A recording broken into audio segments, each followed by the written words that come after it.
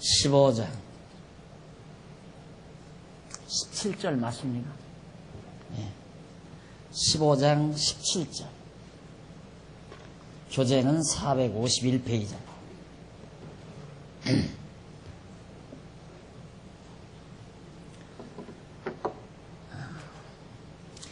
17절. 주께서 백성을 인도하사 그들을 주의 기업의 산에 심으시리이다. 여호와여, 이는 주의 처소를 삼으시려고 예비하신 것이라. 주여, 이것이 주의 손으로 세우신 성소로소이다. 여호와의 다스림이 영원 무궁하시도다 하였더라. 17절과 18절 말씀 봉독해드렸습니다. 지금 우리는 이스라엘 백성들이 모세와 함께 홍해바다를 건너서 그 기쁨, 홍해바다를 건넌 그 기쁨, 애굽으로부터의 해방받은 그 기쁨을 여호와께 대한 찬송으로 승화해서 여호와께 찬송을 부르는, 찬양하는 그런 내용을 지금 우리가 살펴가는 중입니다. 그 찬양 내용 가운데 우선 하나님의 그 능력을 찬양하고, 그리고 그 능력에 대한 소문이 인근 이방 여러 나라에 미칠 영향에 대해서 찬송을 했습니다. 그러니까 홍해바다를 가르신 그 능력이 대단합니다 하는 그 능력을 이방 모든 사람들이 듣고 얼마나 두려워 떨겠는가 하는 얘기죠. 오늘은 계속해서 백성이 가나안으로 인도에 다스려 주실 것을 노래하는, 이스라엘 백성들이 자기들을 가나안으로 인도해서 여호와께서 다스려 주실 것을 확신하며 노래하는 내용이 바로 17절과 18절에서 이제 봉독해 드린 말씀에서 소개되고 있습니다. 애굽에 있을 때만도 이스라엘 백성들이 정말 우리가 가나안 땅 갈 수 있을까? 모세가 여호와께로부터 가나안 땅 인도해 줄 테니까 가자라고 또 하나님이 그렇게 말씀하셨다는 말을 애굽에서 이스라엘 백성들이 듣기는 했지만, 그래도 정말 이 강대한 애굽이라는 세력 밑에서 어떻게 우리가 빠져나가가지고 가나안 땅, 그 아름다운 땅, 그리고 그 아름다운 땅에 엄청난 많은 족속들이 살고 있는데 어떻게 그들을 다 물리치고 가나안 땅 갈 수 있다는 얘기인가? 믿어질 리가 없죠. 그거 믿어진다면 아마 정상인이 아니죠. 그럴 거 아니겠습니까? 지금 강대한 애굽 족속에게, 애굽 백성에게 노예 생활을 하고 있단 말입니다. 이스라엘 백성들이. 그런데 모세가 갑자기 와서 여호와 하나님께서 우리 가나안 땅으로 가라 그런다. 우리 가자.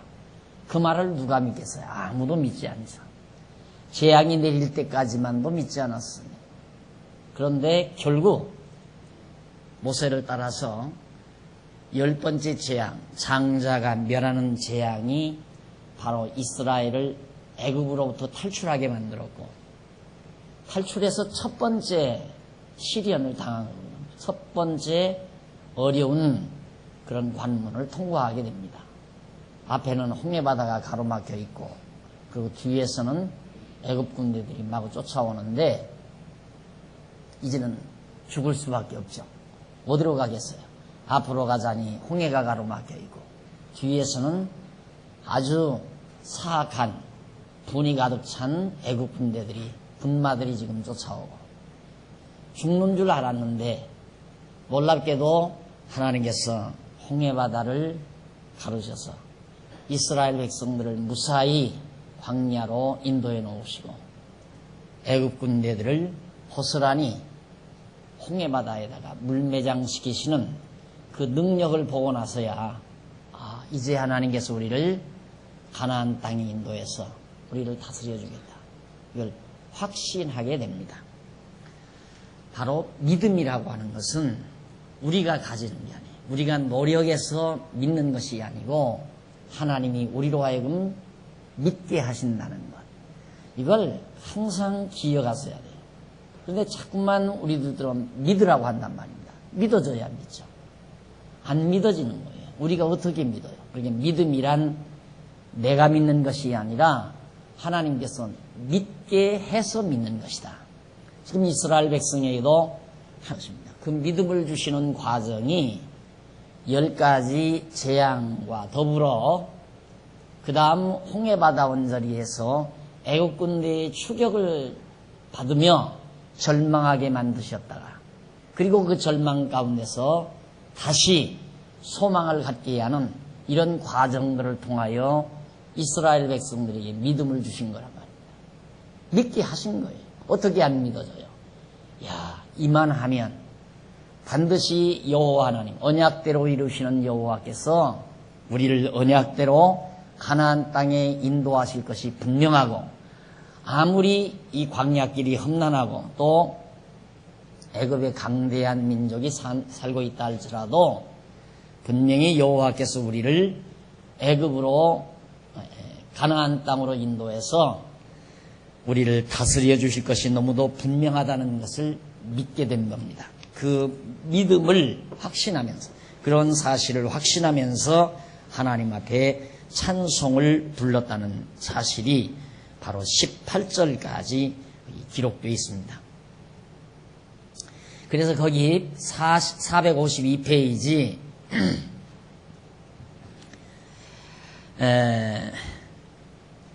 452페이지 위에서부터 9째 줄 앞부분에 보시면 9번째가 아니라 조금 읽어보십시다.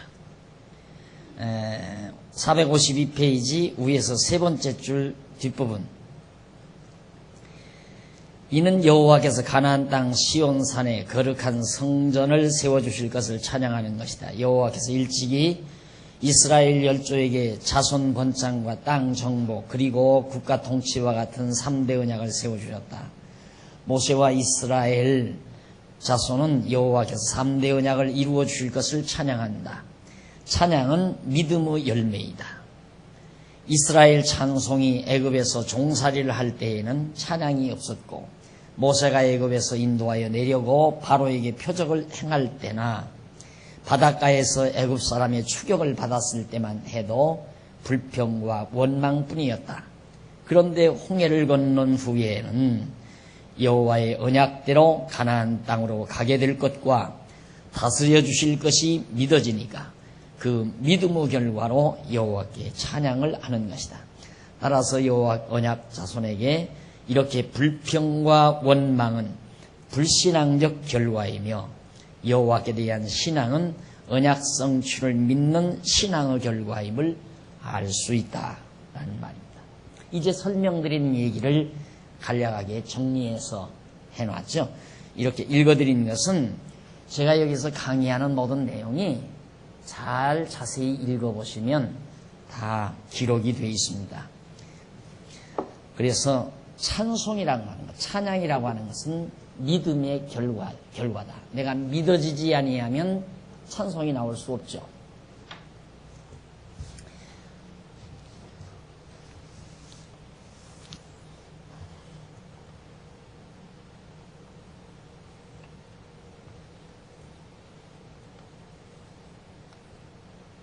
지금 이스라엘 백성들이 갈 곳은 가나안 여기란 말입니다. 그런데 홍해바다를 겨우 여기 건너왔어요. 여기서 홍해바다를 가르고 애굽이 여기고요. 아직 가나안 땅 가지도 않았는데 여기서 가나안 땅에 들어가서 여기서 하나님께서 자기들을 다스려 줄 걸 믿어요. 그 믿음은 애굽에서 행한 일과 그리고 애굽에서 탈출시킨 일과 홍해바다를 갈라주신 이 일, 이 사건을 통하여 여호와 하나님이 살아계신 걸 믿고 또 여호와께서 언약하신 대로 애굽에서 인도하여 내신 걸 믿었단 말입니다. 이게 믿어지니까 언약대로 여기 들어갈 것도 믿는 거죠. 우리 기독교 신앙이란 바로 그거예요. 우리가 장차 예수님이 오실 걸 믿어요.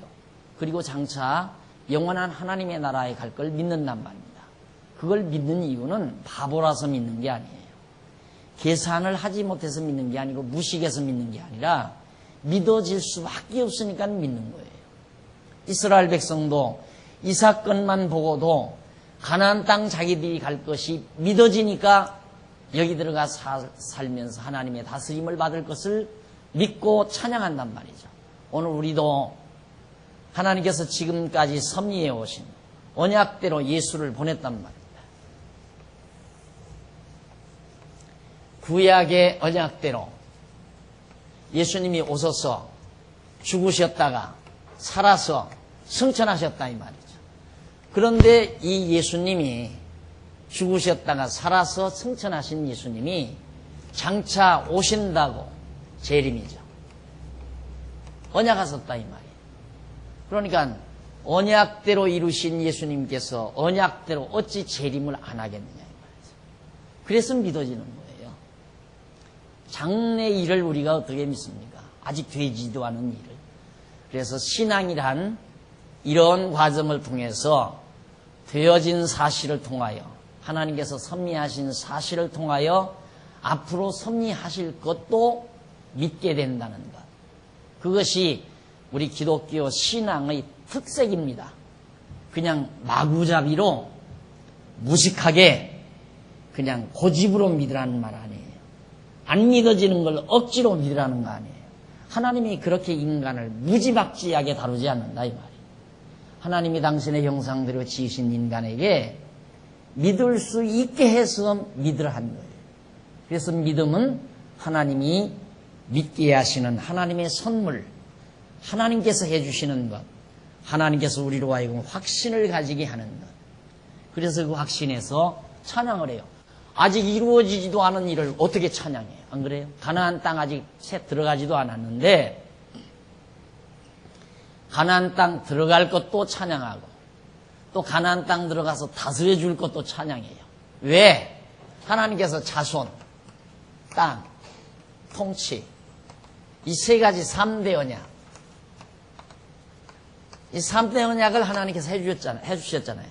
그런데 애굽에서 자손 번창했단 말입니다. 그렇죠? 자손을 번창했는데 이제는 남은 건 땅 정복 남았잖아요. 그러니까 이 땅 언약한 대로 간다 이 말이에요. 이게 믿어지는 거예요. 자, 애굽에서 자손이 번창한 것만 가지고도 워낙 그 당시에는 믿을 수가 없죠. 여기서 우리가 어떻게 이 땅을 가? 안 된다 이거예요. 그러니까 애굽에서 자손은 언약대로 번창했지만 그래도 그것만 가지고는 안 믿어져요.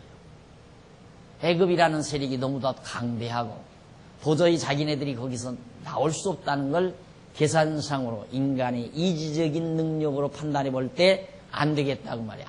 안 믿어져요. 그렇기 때문에. 그런데 놀랍게도 어떻게 불가능한 애굽에서 도저히 나올 수 없는 상태에서 하나님께서 나오게 해주셨고 홍해바다 언저리에서 죽는 줄 알았는데 홍해바다를 갈라서 건너다 노니까니야 그때야 이제는 간다. 그대로 땅으로 들어간다. 이 땅에 간다. 그리고 그 땅에 가면 하나님께서 언약대로 또 다스려 주신다. 하나님이 자기 민족들을 다스려 줄 것을 확신하면서 찬양이 나오게 된 것이다. 그래서 찬양은 신앙의 열매입니다. 믿음의 열매. 그래서 내가 항상 하나님의 은총에 대한 찬양, 또 영원한 하나님 나라에 대한 찬양, 하나님께 대한 찬양은 모두가 하나님을 믿고 천국이 있다는 사실을 믿고 하나님의 크신 은총을 확신하기 때문에 우리에게서 찬양이 나오는 것이다. 그래서 우리 교회 목표가 찬송하리로다니. 찬송하리로다. 이게 신앙의 열매예요. 찬송, 하나님께 대한 찬양. 자, 이제 흐름 잡으셨죠? 지난주일 공부한 것과 흐름을 잡고 연결을 했으면 이제 진전하십시다. 15장 19절로 21절. 미리암이 애굽 군대의 멸망을 보고 하나님을 찬양하는 내용입니다. 바로의 말과 병거와 마병이 함께 바다에 들어가매 여호와께서 바닷물로 그들 위에 돌이켜 흐르게 하셨으나 이스라엘 자손은 바다 가운데서 육지로 행한지라. 아론의 누이 선지자 미리암이 손에 소고를 잡으며 모든 여인도 그를 따라 나오며 소고를 잡고 춤추니 미리암이 그들에게 화답하여 가로되 너희는 여호와를 찬송하라. 그는 높고 영화로우시며 말과 그 탄자를 바다에 던지셨습니다. 하나님께서 여호와 하나님께서 애굽 군대들을 바다에 다 물매장시키신 일이 통쾌해서 바로 그 사실을 미리암이라고 하는 아론의 누이입니다. 아론의 누이 미리암이라는 여자가 찬송 부른 내용이 거기 소개됩니다. 자, 우리는 지금까지 결국 출애굽기 14장에서 15장까지 해서 여호와 하나님께서 언약 자손으로 홍해에서 승리하게 하신 섭리 내용을 우리들이 살펴봤습니다. 그렇죠? 지금까지 15장까지 해서 5장 21절까지 해서 자, 그러면 이제 453페이지 아랫부분에 보시면은 중간 좀 내려가 보시면 한쪽 가로 3번 나와요. 이제는 신광야에서의 승리, 애굽에서의 승리가 아니라 이제는 과거에는 애굽에서 승리했는데 이제는 이 신광야, 여기가 신광야에 애굽에서 나와서 이 신광야에서 승리하는 모습이 소개됩니다. 넘어가서 454페이지 끝부분에 보면 양쪽 가로 1번 신광야 생활의 보호. 저 신광야에서 생활해 가는데 하나님이 보호하신다 그 말이에요. 당연하죠. 하나님이 보호 안 하실 수 없잖아요. 이렇게 우리들이 하나하나 확인이 돼야 우리 안에도 이게 언약 백성 아니에요? 언약 자손이란 말입니다. 오늘 우리들도 하나님의 택한 백성이고 똑같은 하나님의 택한 백성이고 이들도 하나님의 택한 언약 백성이고 그렇다면 언약 백성에게 물론 고난의 생애가 있었어요. 노예 생활이 있었고 홍해바다 언저리에서의 위기도 있었고 그러면서 또 통쾌한 홍해바다의 도강 건너는 장면 여기에서 승리하는 그래서 찬송하는 장면도 있습니다. 그런데 그 앞에 뭐가 도사리고 있느냐면 신광야 풀 한 포기 물 한 모금 제대로 얻을 수 없는 이 삭막한 광야가 펼쳐져 있습니다. 막막하지요. 장정만 60여만이 넘는 그러니까 부녀자 아이들 모두 다 따라온 사람은 거의 1000만이라고 그렇게 얘기를 하는데 이런 엄청난 성경에도 1000만이라고 해요. 1000만에 이르는 이스라엘 백성들이 그 광야에서 뭘 먹고 어떻게 사느냐 이 말이죠. 이런 어려운 일이 부딪혀 왔는데 우리들이 전체를 한번 보세요. 이렇게 딱 전체를. 그래서 역사를 아브라함에서부터 아브라함 때로부터 쭉 지금 진행되는 역사, 이 전체 역사. 그래서 항상 제가 이 그림을 그려드리는 이유는 이게 굉장히 우리의 시야를 넓게 해줘요. 우리의 생각의 폭을 또 모든 사물을 관찰하는 시각을 넓게 해줘요. 이렇게 항상 배경을 깔고 있어야 돼요. 그러니까 당장 여기 이 장면에서만 딱 보면 찬송은 순간이고 찬송이 끝나자마자 앞에 펼쳐진 것은 막막한 사막이에요. 사막. 풀 한 포기 물 한 모금 얻기가 어려운 그런 정말 거친 사막이 쫙 앞에 펼쳐진다 이 말이죠. 절망이죠. 안 그래요? 정말 절망할 수밖에 없는 상황이라 이 말이죠. 그러나 조금 시야를 넓게 생각해서 전체적으로 쭉 놓고 생각하면 절망할 필요가 없잖아요. 지금 하나님께서 애굽에다가 과거에 여기서 살던 야곱의 후손을 애굽으로 내려가게 한 것도 하나님의 계획이었고 애굽에서 400년 후에 나오게 한 것도 하나님의 계획이었고 왜? 일로로 데려가려고 지금 왜? 언약대로 땅 준다는 언약대로 자손 여기서 본창시켜서 땅을 이거 정복하게 해가지고 여기서 나라 이루고 다스리게 하시려는 하나님의 언약 계획이란 말입니다. 하나님의 계획, 작정, 하나님의 계획이 있으셔요.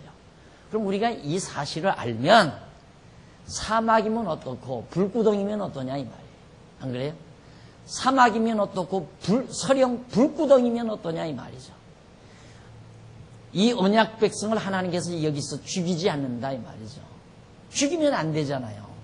하나님의 이름이 여호와인데 언약대로 이루시는 분인데 만약에 여기서 하나님께서 배고파 죽거나 굶어 죽게 만드신다면 하나님의 이름은 성실하지 못한 이름이죠.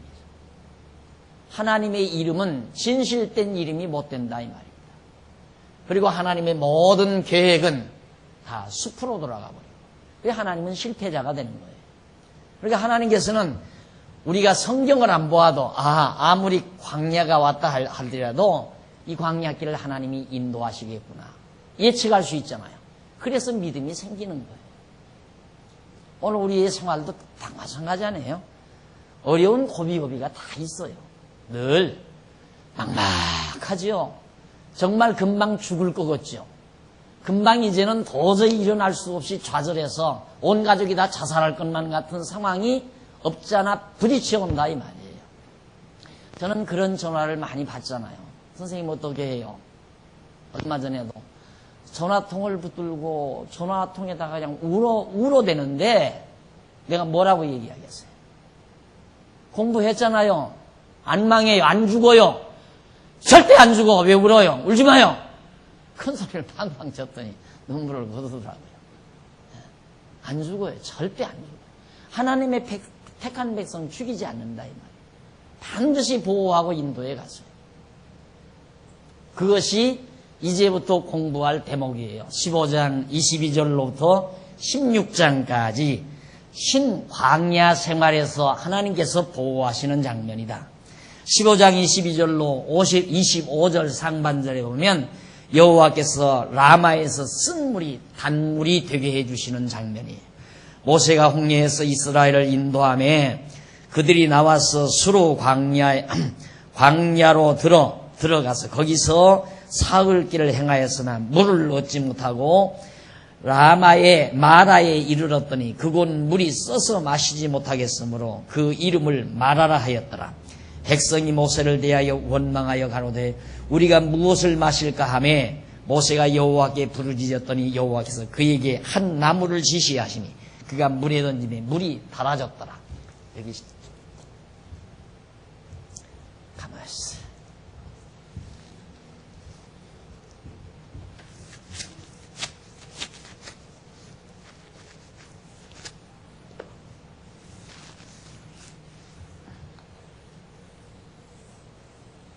크게 해놓으십시다.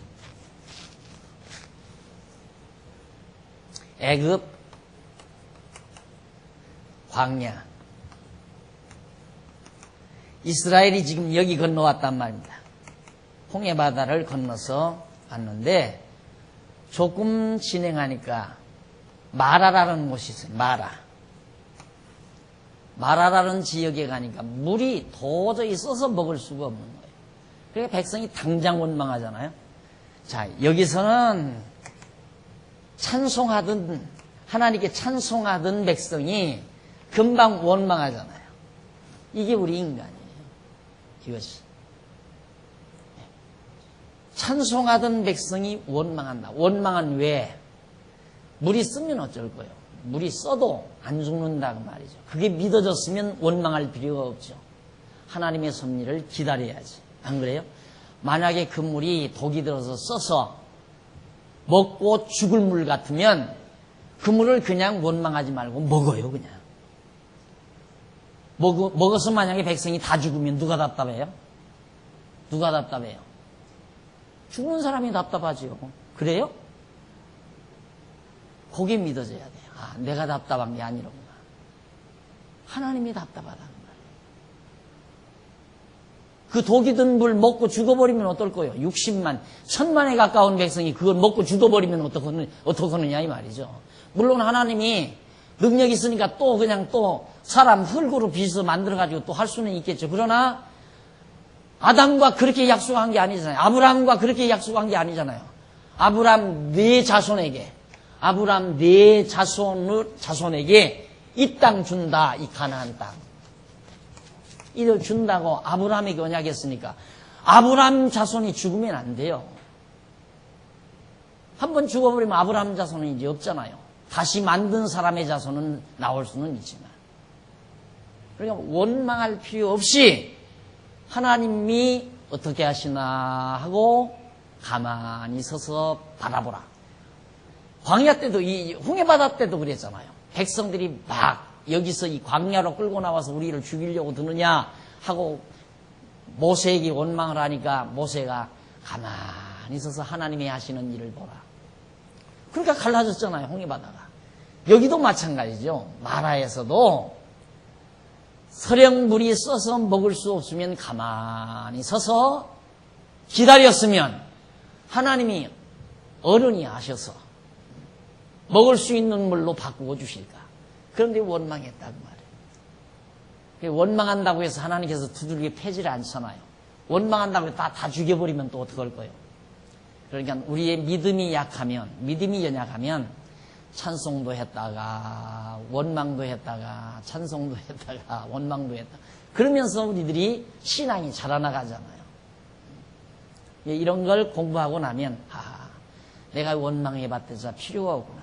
이렇게 각박하고 어려운 때에 하나님의 뜻을 기다려보자. 하나님이 어떻게 하시나 하고 한번 기다려보자. 그러니까 어려운 일이 딱 부딪히면 가만히 있어야 돼요. 뭐 서둘러대지 말고. 여기 지금 홍해바다가 딱 가로막혀 있는데 여기서 어쩔 거예요? 가만히 서서야. 모세가 말한 대로 가만히 서서 하나님 하는 일을 기다려야지. 우리가 세상 살다가도 막막하면 하나님의 뜻을 기다리는 게 제일 지혜예요. 그럴 때에 더 하나님의 뜻을 명상하고 묵상하고 하나님 말씀에 집착하고 하나님이 어떻게 나를 인도하신 나를 기다리면서 소망을 가지고 기다리는 그런 자세가 지혜로운 자세지.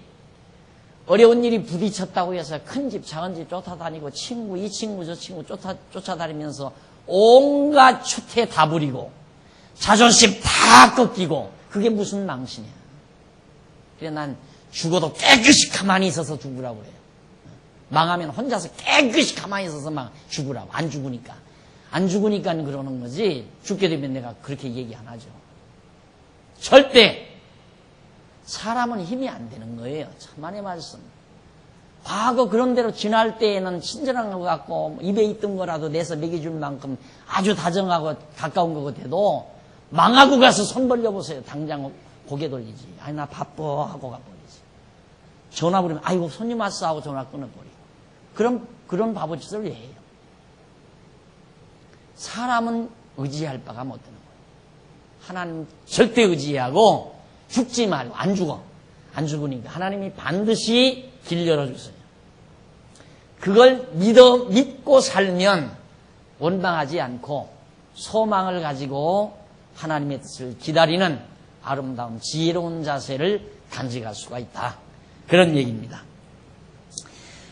자, 여기서 한번 하나 또 보십시다. 455페이지 위에서 10번째 줄 바꾼데 보시면은 여호와께서 홍해를 건너기 전에 불평하던 이스라엘 자손을 홍해 건너게 하소서 찬송하게 하시고 다시 마라에서 쓴물을 만나게 하여 모세를 원망하게 하신다. 하나님이 그렇게 어려운 고비를 만나서 원망하게도 해요. 왜? 이 다음에 원망하는 건 다 어리석은 짓이다라는 걸 깨닫게 하려는 거예요. 원망 한번 해봐라 이 말이죠. 그래서 그런 원망을 하게 하시. 그리고 모세에게 지시하여 쓴물을 단물로 바꾸어 주신다. 이러한 섭리가 여호와께서 자기 백성을 교육하시는 한 방법이시다. 하나님께서 당신의 사랑하는 백성들을 가르치시는 한 방법이에요. 우리가 찬송도 하게 하고 원망도 하게 하고. 그래서 이제 이렇게 배워가지고 지혜를 얻은 다음에는 어떻게 해야 되는가? 지혜자 솔로몬이 그렇게 말을 해요. 하나님께서는 우리 인간에게 곤고한 날과 형통한 날을 겸해서 주신다고 그래요. 곤고한 날도 주시고 형통한 날도 주시고 또 곤고함도 주시고 형통함도 주시고. 그런다고 솔로몬이 말하면서 뭐라고 그러냐면 형통한 날에는 찬송하고 곤고한 날에는 원망하지 말고 생각하라 이 말이에요. 하나님의 뜻을 생각하라 그 말이죠. 원망하지 말고. 이게 지혜를 얻지 못했을 때는, 좋은 일 있을 때는 찬송하는 것도 꽤 괜찮은 사람이에요. 근데 좋은 일 있으면 교만해지는 사람. 모든 일이 형통할 때는 내가 잘났다 하고 자만에 빠지는 사람. 이 사람은 제일 어리석은 사람이고, 그보다도 조금 나은 사람은 형통한 날에 하나님께서 우리의 길을 인도해 주셨다라고 생각하고 하나님을 찬송하는 사람. 그런데 찬송을 하는데 권고한 날 기도하지 않고 생각하지 않고 하나님 원망하는 사람. 그 사람은 덜 지혜로운 사람이에요. 아주 지혜로운 사람은 권고한 날 찬송하고 형통한 날 찬송하고 권고한 날이 이르면 마라에서의 이런 권고한 날과 같은 날이 이르면 원망하지 않고 생각하며 하나님의 뜻을 기다리고 기도하는 자세. 이것이 가장 지혜로운 자의 생활임을 기억하시기를 바랍니다. 그래서 하나님께서는 거기 계속 다시 말해서 여호와께서 언약자손으로 낙심하게 하시다가 소망을 갖게 하시고 병들게 하시다가 건강하게 하시며 망하게 하시다가 흥하게 하여 주시고 때리시다가 싸매어 주시고 허르시다가 다시 세워주게도 하여 주시고 싸매어 주시고 허르시다가 다시 세워주시고 흩으시다가 모아주시는 섭리를 통하여 언약자손으로 하여금 여호와 하나님 경외하기를 배우게 한다. 결국 이런 모든 과정을 통해서 하나님 여호와 경외하는 것을 배우게 해가시는 것이 하나님의 섭니다. 그 다음 제일 밑에 한번 보십니다. 455페이지 15장 25절 하반절 26절. 여호와께서 법도와 율례를 정하여 백성을 시험합니다. 거기서 여호와께서 그들을 위하여 법도와 율례를 정하시고 그들을 시험하실세 가라사대 너희가 너희 하나님 나 여호와의 말을 청종하고 나의 보기에 의를 행하며 내 계명에 귀를 기울이며 내 모든 규례를 지키면 내가 애굽 사람에게 내린 모든 질병 하나도 너희에게 내리지 아니하리니 나는 너희를 치료하는 여호와임이니라. 하나님께서 이제 여기서 많은 규례와 율례와 법도 등을 많이 말씀을 하시고 이걸 내가 하라는 대로 잘하면 애굽 사람들에게 내린 그런 재앙을 너희에게 또 그런 질병을 너희에게 하나도 내리지 않겠다. 나는 너희 여호와다. 치료하는 여호와이시다. 그것도 결국 왜 그러는가? 이렇게 보면 여기서 그런 규례와 계명과 규례와 법도 같은 것을 명해가지고 그대로 행하면 그런 질병이 없고 그렇게 안 행하면 질병이 있고 하는 그 일을 통해서 하나님 여호와가 살아계심을 알게 하는 거죠. 그렇잖아요. 갑자기 이들이 가다가 애굽 사람들이 가졌던 질병이 걸렸다. 이거 왜 그럴까? 과거에 하나님께서 그런 율례와 법도를 지키지 아니하면 그 병이 온다고 그랬는데 정말 그대로 왔구나. 정말 여호와 하나님이 살아계시구나. 그런 거예요. 그런데 우리는 이거 하나님께서 주시는 계명이나 율례 이런 것들을 우리 인간으로 하여금 착하게 도덕적으로 윤리적으로 착하게 살게 하려는 것이 목적인 줄로 그렇게 생각한단 말입니다. 그런데 그게 목적이 아니라 하나님 여호와 경외하기를 배우게 하려는 것이 목적이에요. 인간 사회에 도덕적이고 윤리적인 사회, 그런 아름다운 도덕 사회를 건설하려는 것이 하나님의 목적이 아니라 그런 계명과 율례를 명해서 그대로 행하면 진노가 없고 질병이 없고 그대로 행치 아니하면 질병이 있을 때에 그걸 통해서 애굽에서 자기들을 인도하여 내신 여호와 하나님이 살아계시다는 사실을 깨닫게 하려고, 그래서 여호와 하나님을 경외케 하려는 것이 근본 목적이다. 그런 뜻이에요. 그 다음 56페이지, 456페이지 15장 27절 거기 보면 이스라엘 백성이 엘림에 이르러 물 곁에 장막을 치는 그런 장면이 납니다. 그들이 엘림에 이르니 거기 물샘 12과 종려 17주가 있는지라. 바로 오아시스입니다. 오아시스. 조금 지나니까 엘림이라는 데가 있어요.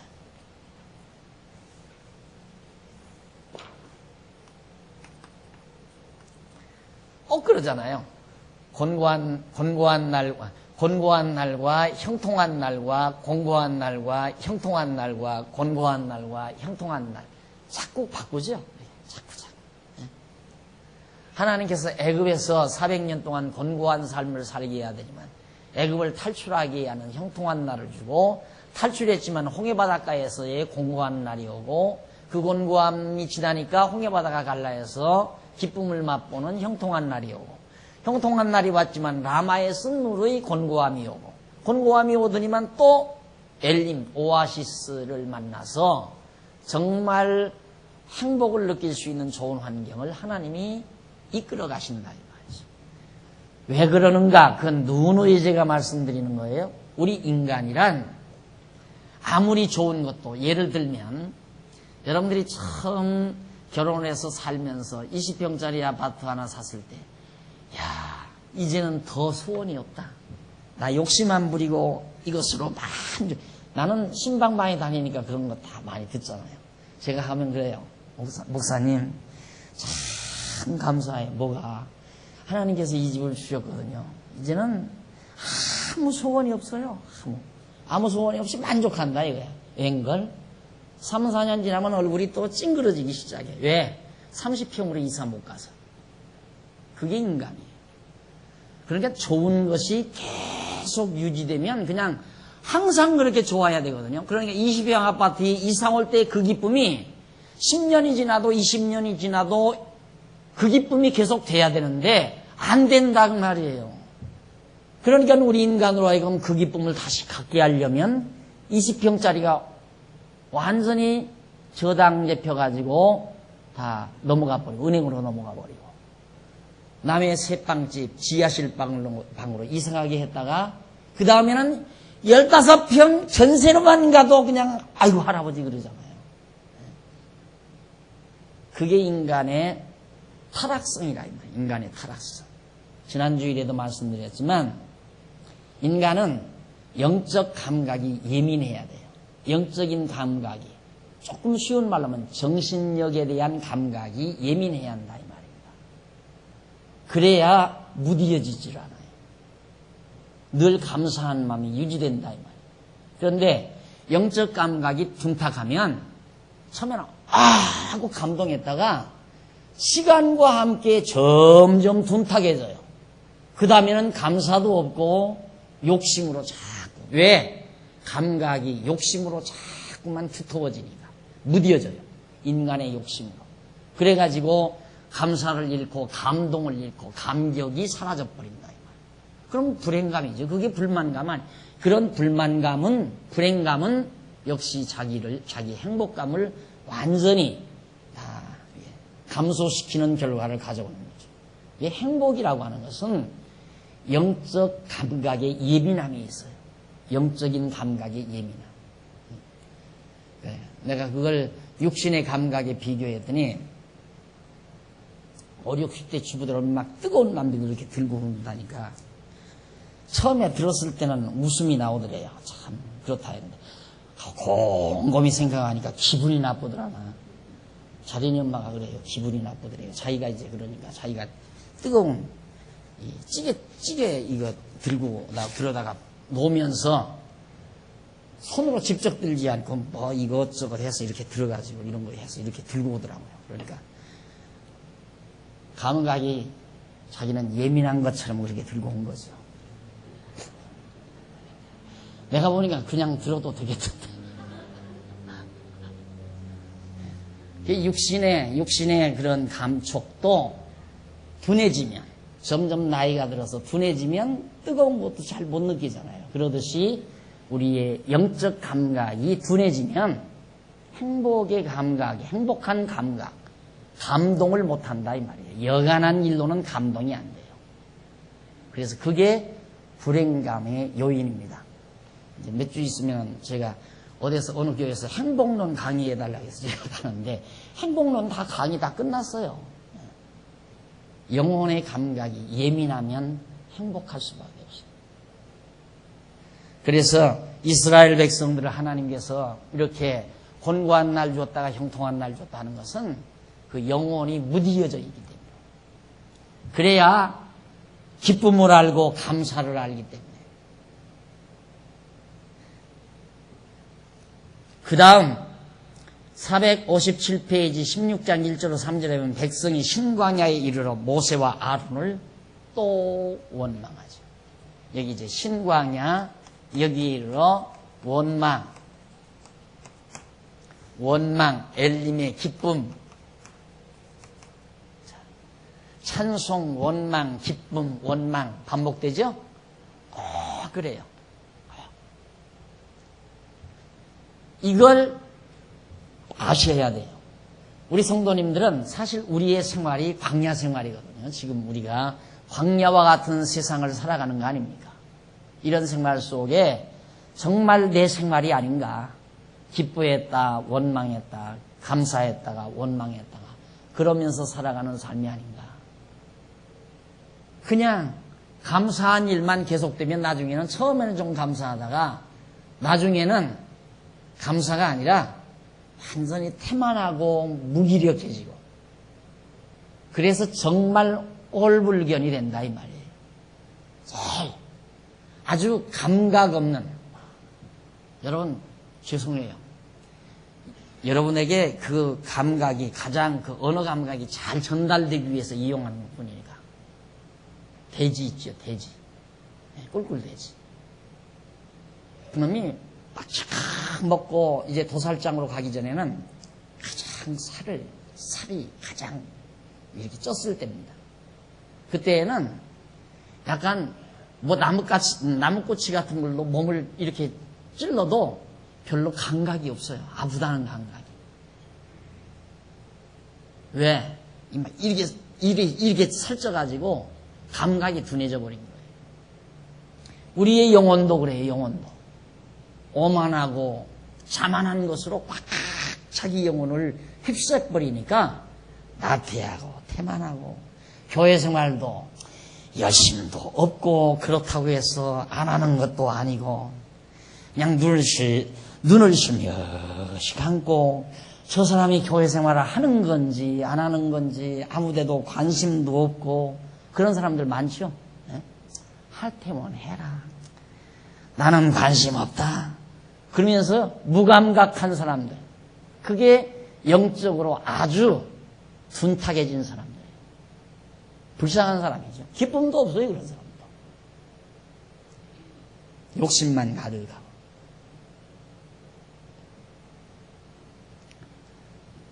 이스라엘 자손의 온 회중이 엘림에서 떠나 엘림과 시내산 사이 신광야에 이르니 애굽에서 나온 후 제2월 15일이라.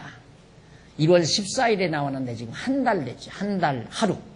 2월 15일이라. 이스라엘 온 회중이 그 광야에서 모세와 아론을 원망하여 그들에게 이르되 우리가 애굽 땅에서 고기 가마 곁에 앉았던 때와 떡을 배불리 먹던 때에 여호와의 손에 죽었다면 좋았을 것을 너희가 이 광야로 우리를 인도하여 내어 이 온 회중으로 줄여 죽게 하는도다. 배고파 죽겠다.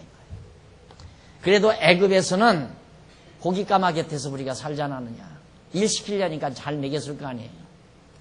그랬는데 여기 나와 보니까 이제는 아무것도 먹을 것이 없다. 이제 우리 굶어 죽게 생겼다.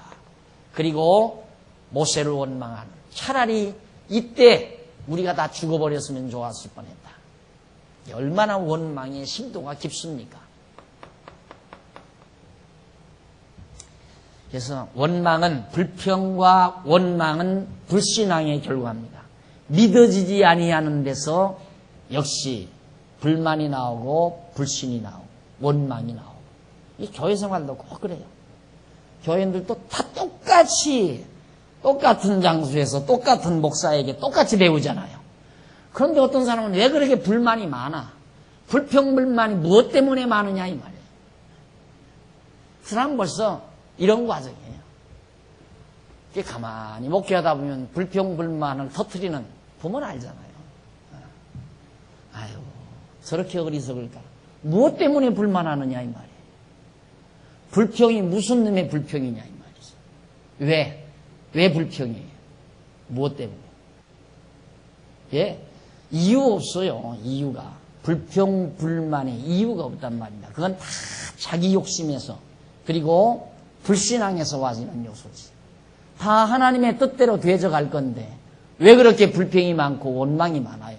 안 그래요? 뭐 이유 다 있죠. 뭐 이러니까 그렇다 저러니까 그런다. 그러니까 자기 마음대로 돼야 한다는 얘기 아니에요. 예. 되는 것은 하나님의 뜻대로 되는 거거든요. 그렇잖아요. 어떻게 되어지든지 되어지는 것은 하나님의 뜻대로 되어지는 거예요. 그런데 자기 뜻대로 안 되진다고 원망하고 불평한다 이 말이야. 그게 불신앙 아니에요? 되든 안 되든 다 하나님의 뜻대로 되져가는 거예요. 안 되는 것도 하나님의 뜻이고 되는 것도 하나님의 뜻이고.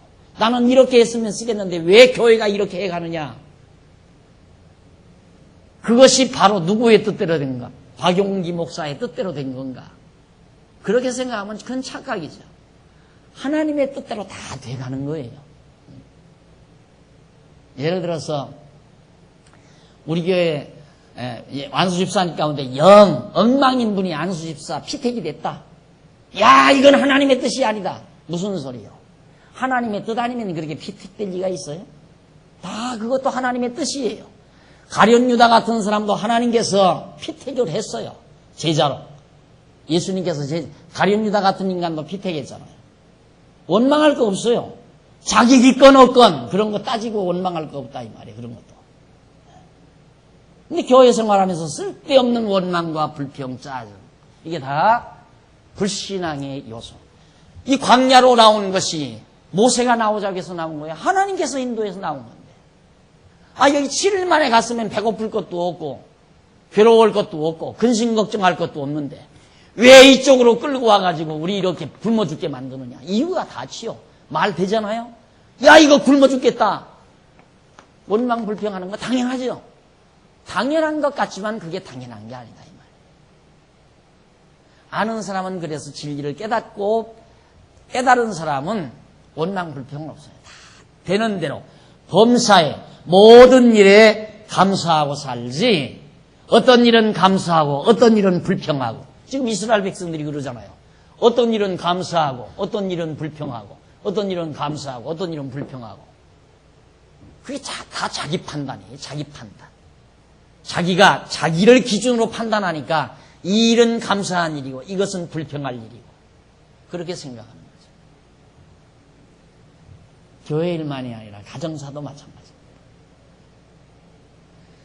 자, 어떻게 들어보니까 맞기는 맞는 것 같은데 나는 실제로 그렇게 안 되지고 저렇게 믿어야 되나 안 믿어야 되나 아마 아직도 그럴 거예요.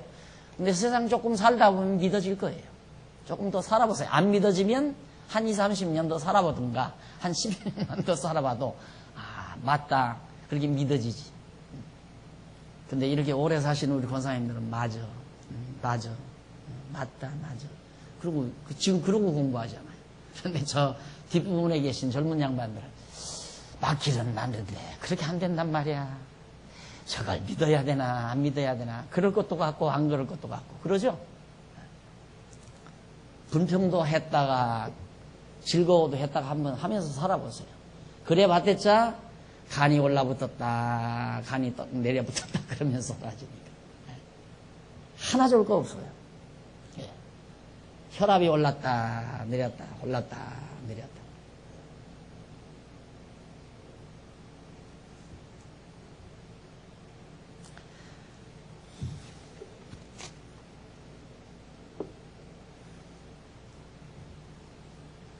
조금 더 하나 읽어보실까요? 457페이지 밑에서 두 번째 줄 앞부분 보세요. 사실 누구나 믿음이 없으면 근심과 걱정 그리고 불평과 원망이 있기 마련이다. 애굽에서 400년 동안 대대로 종살이하며 살아온 이스라엘 자손이 30여일 만에 믿음을 가진다는 것은 사실 기대하기 어렵다. 이제 30여일, 한 달 남짓, 한 달밖에 안 됐는데 그동안 무슨 놈의 믿음이 컸겠어요? 안 그래요? 예. 원망하는 게 정상이지요. 30일 만에 무슨 놈의 믿음이 커요? 애굽에서 나온 지 30여일밖에 안 되는데. 앞으로 많은 시련을 거쳐 경건의 연습이 이루어져야 여호와를 잊어버리지 아니하고 믿고 경외하게 될 것이다. 몇 년 동안 연습해야? 40년 동안 연습을 시켜.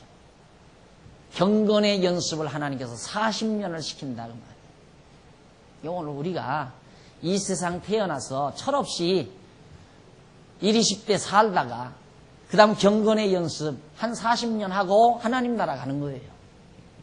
우리도. 그래서 나이가 좀 들어야 철든다고 그러잖아요. 철든다. 철든다는 말은 경건의 연습이 어느 정도 이루어졌다 그 말이에요. 경건의 연습이 됐다는 말은 여호와 하나님 경외하기를 배웠다는 말이에요. 그래서 여호와 하나님을 경외하고 산다는 뜻입니다. 그게 경건한 생활이에요. 여호와를 경외하며 사는 것이 곧 경건의 생활이다. 경건 생활. 바울이 경건의 연습을 하라고 그러죠. 여호와의 권능을 찬송하던 그들이 며칠이 지나지 않아 원망하게 되고 여호와의 권능을 본 후에도 또 원망을 하지만 여호와께서 그들을 버리지 않고 보호해 주시죠. 하나님을 원망하든 찬송하든 관계없이 하나님은 여전히 이들을 보호하신다. 왜 그런지는 아시죠? 왜 보호하는가? 그걸 믿으라 이 말이에요. 그걸 믿어야 된다. 그러니까 내가 믿음이 약하면 하나님이 날 던져버리고 믿음이 좋으면 나를 붙들어 주시고 보호하시고 그게 아니에요. 믿음이 어리든 장성했든 원망하든 찬양하든 관계없이 하나님은 우리를 늘 지키시고 보호해 주신다. 왜? 하나님 계획대로 이 땅으로 이들을 인도해 가기 위해서. 그래서 천국 가는 건 걱정하지 말라고 그랬잖아요. 여러분 천국 갈 거 걱정하지 아무 걱정하지 마십시오. 우리는 가기 싫어도 가게끔 돼 있는 거니까. 그동안 이제 천국을 향해서 가는 이 광야의 생활도 하나님이 다 고비고비 다 인도해 가는 거예요. 광야가 참 재밌잖아요.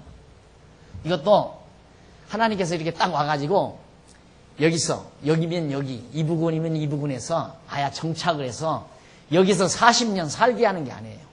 여기서 40년 살게 하면 집 한 채 지치요. 그렇죠? 집 한 채 다 지면 몇십 년 동안 그 자리에 살 수 있잖아요. 장막이 그냥 금방 쳤다가 걷어가지고 또 옮기고 금방 쳤다가 걷어가지고 옮기고 나그네니까 나그네처럼 나그네 여생처럼. 그런데 우리는 여기다가 철근 넣고 기둥뿌리 박으려고 하니까 문제가 되는 거죠. 이 땅은 그럴 만한 곳이 아니에요. 영원한 것이 없어요. 있다가 없어지고 없다가 있어지고 그것이 이 세상이지. 이 광야와 같은 세상이지. 그러니까 그때 그날 하나님이 주시는 대로 범사에 감사하며 살아가는 자가 바로 지혜로운 자다. 천년만년 자손만대 길이길이 먹고 살려고 사과괴짝에다가 돈 싸놓는 그런 돌머리 같은 사람들 빼놓고 그게 돌머리죠. 하나님이 걷어가시면 순식간에 다 걷어가는 거예요. 이 세상에다가 영원토록 자손만대 길이길이. 어느 분이 그랬습니다. 자식에게 재산 물려주는 것은 바보 천치다라고. 정말 맞는 얘기죠. 그렇잖아요. 자식에게 재산 물려주는 건 바보 천치다. 왜? 무능하게 만들어버리니까. 자식을 무능하게 만들어버려. 스스로의 일을 스스로가 해결해 갈 수 없는 무능한 자로 만들어버려. 이게 완전히 돈을 의지하고 사는 인간으로 만들어버리니까.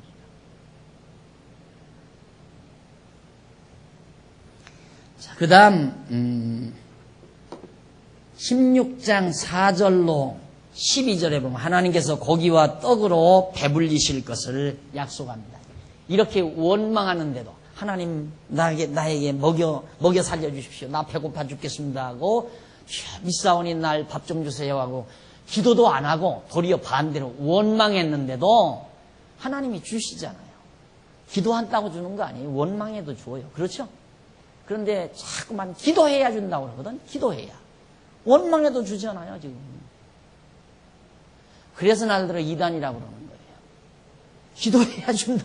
기도만 해야 준다고 그러는데 원망해도 하나님이 주실 건 주신다고 그러니까 이단 아니에요? 왜 자기네들이 안 하는 소리 하니까 날들어 이단이라고. 근데 그 말이 성경에 있잖아요. 지금 이스라엘 백성들이 물 없고 배고파 죽겠다고 원망을 했는데도 하나님은 내가 고기도 주고 먹을 것도 주겠다. 고기와 떡으로 너희들을 배불리 해주겠다 그 말이에요. 그게 하나님의 약속이에요. 왜 그래요? 기도 안 하고 원망하면 죽여버리면 끝나지. 저주해버리면 끝나잖아요.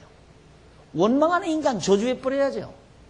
우리의 사고방식대로라면. 하나님을 원망하는 이런 인간들 살려놓으면 뭐예요? 그런데 하나님은 원망해도 절대 버리질 않아요. 이유는 이스라엘 열조와의 언약을 이루기 위한 것이 목적이니까.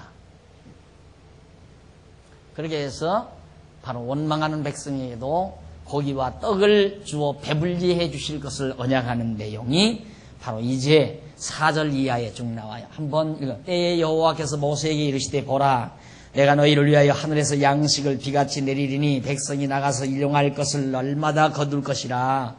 이같이 하여 그들이 나의 율법을 준행하나 아니하나 내가 시험하리라. 그때 율법을 하나 줘요. 그 율법이 뭐냐? 제6일에는 그들이 그 거둔 것을 예비할지니 날마다 거둔 것의 갑절이 되리라. 그러니까 하루하루 그날 것만 거두라. 하나님께서 하늘에서 이제 만나를 내려줄 건데 다른 날은 그날 먹을 것만 구하라 이 말이에요. 그리고 엿새째 되는 날, 지금으로 말하면 금요일이죠. 안식일 전날, 금요일 날은 2 몫을 구해라. 이틀 먹을 걸 거둬들이라 이 말이에요. 그게 율법이에요. 그 광야에서 원망하는 저기에서. 광야에서 율법. 왜? 그렇게 하나 안 하나 그걸 시험해 보기 위해서. 여호와 하나님을 믿으면 월요일 날 나가서 그날 먹을 것만 가려줘. 왜? 그날 먹을 것만 매일 내려올 거니까 걱정하지 말고 그날 먹을 것만 갖다 놔라. 그랬다 이 말이에요. 그러니까 믿어지면 그날 먹을 것만 가질 거고 참말로 내일도 또 내려올라나? 그게 안 믿어지면 한 3, 4일 것 아니면 막 한 달 먹을 거 몽땅 갖다 놓을 거고. 그걸 지금 하나님께서 시험하려는 거예요. 시험이란 하나님이 몰라서 시험하는 게 아니라 백성들로 하여금 알게 하기 위한 것이 시험이에요. 알았어요? 시험이 뭡니까? 시험이. 학생들로 하여금 알게 하기 위한 게 시험 아니에요. 하나님께서 백성들을 시험하는 것도 백성들로 하여금 깨닫게 하려는 거예요. 한번 그렇게 해봐야 되거든요. 자, 모세와 아론이 온 이스라엘 자손에게 이르되 저녁이 되면 너희가 여호와께서 너희를 애굽 땅에서 인도하여 내셨음을 알 것이요 7절 아침에는 너희가 여호와의 영광을 보리니 이는 여호와께서 너희가 자기를 향하여 원망을 들으셨습니다. 하나님께 원망을 들었기 때문에 지금 만나 내려준다 이 말이에요. 우리가 누구한테 너희가 우리를 대하여 원망하느냐. 모세가 또 가로되 여호와께서 저녁에는 너희에게 고기를 주어 먹이시고 아침에는 떡으로 배불리시니 이는 여호와께서 자기를 향하여 너희의 원망하는 그 말을 들으셨음이니라. 자, 이 말하면 여러분 하나님 원망하십시오. 그러면 하나님이 먹고 살 것 줍니다. 말 맞아요? 틀려요? 이해가 안 가죠. 네? 야, 어떻게 하나님 원망하는데 먹고 살 것 주는, 먹고 마시게 해주느냐.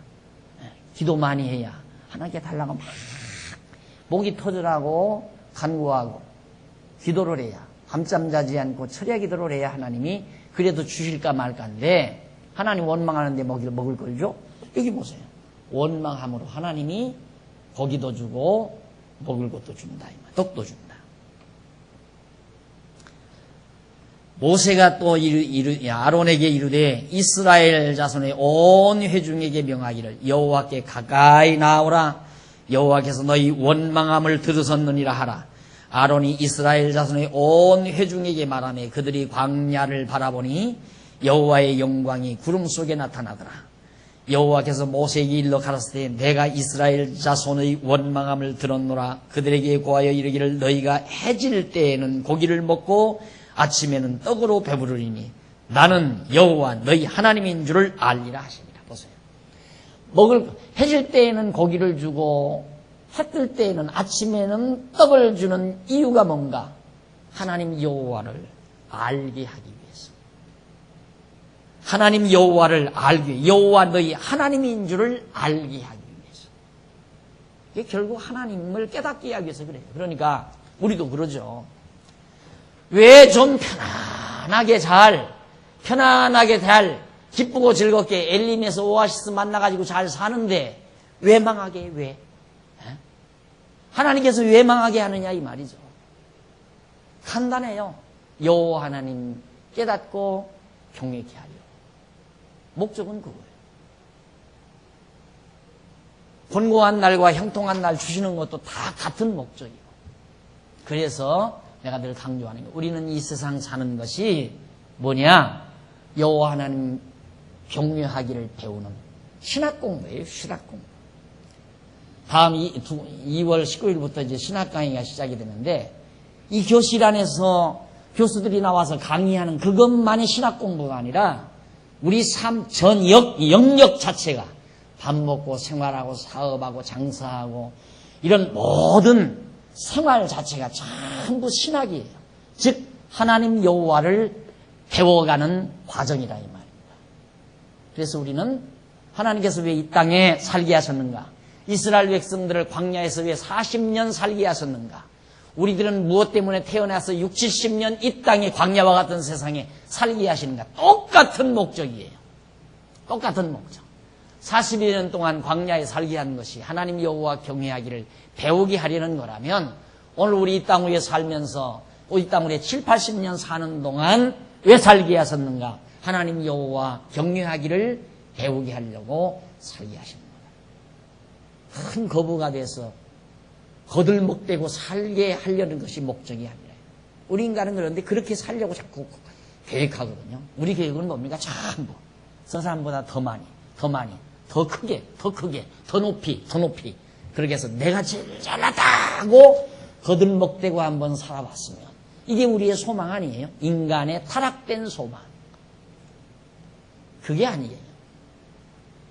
하나님께서 우리를 이 세상에 두신 것은 모든 범사에 하나님을 인정하고 범사에 감사하면서 그를 경외하며 살게 하시려는 하나님의 계획이 바로 우리를 이 광야와 같은 세상에 두신데 그 목적이 있다. 이걸 알고 살면 다 해석 안 될 게 하나도 없죠. 다 해석이 되죠. 내게 닥쳐오는 모든 만사가 다 이해가 되고 해석이 돼서 마음의 평정을 가지고 승리의 생활을 할 수 있다는 뜻입니다. 그 다음 이제 보면 넘어가서 16장 13절로 20절 459페이지 거기 보면 13절로 20절 여호와께서 약속대로 백성에게 고기와 떡을 먹이시는 장면이 나옵니다. 벌써 차 마실 시간이 다 됐습니다. 우리도 차 한잔 마시고 왜 우리로 하여금 차를 마시게 하셨는가 한번 생각해 봅시다.